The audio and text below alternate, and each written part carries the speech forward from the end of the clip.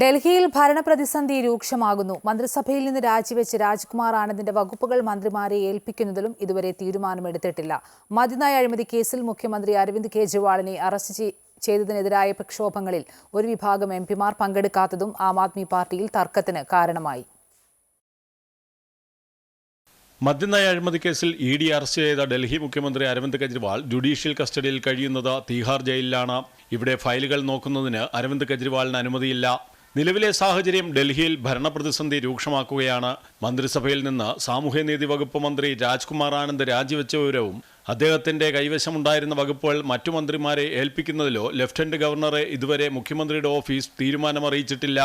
കെജ്രിവാളിനെ ജയിലിൽ കാണാൻ അനുമതിയുണ്ടായിരുന്ന PA വൈഭവ് കുമാറിന്റെ നിയമനം ചട്ടവിരുദ്ധമെന്ന് ചൂണ്ടിക്കാട്ടി വിജിലൻസ് വിഭാഗം ചുമതലയിൽ നിന്ന് നീക്കിയതും പ്രതിസന്ധി മൂർച്ഛിക്കാൻ കാരണമാണ്. ഫയലുകൾ ജയിലിൽ നിന്ന് അയക്കാൻ കോടതി ഇടപെടലിലൂടെ കഴിയുമോ എന്ന സാധ്യതയും ആം ആദ്മി പാർട്ടി പരിശോധിക്കുന്നുണ്ട്.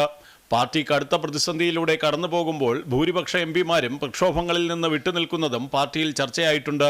പാർലമെന്റിലെ ഇരുസഭകളിലുമായി പാർട്ടിക്ക് 10 എംപിമാരുണ്ടെങ്കിലും വെറും 3 പേർ മാത്രമാണ് പ്രക്ഷോഭങ്ങളിൽ സജീവം. അതിനിടെ മദ്യനയ അഴിമതി കേസിൽ BRS നേതാവ് കെ കവിതയെ CBI അറസ്റ്റ് ചെയ്തു. ഇതേ കേസിൽ ED അറസ്റ്റ് ചെയ്ത കവിതയെ ED കസ്റ്റഡിയിൽ നിന്നാണ് CBI അറസ്റ്റ് ചെയ്തത്. അമൃത ന്യൂസ്, ന്യൂഡൽഹി.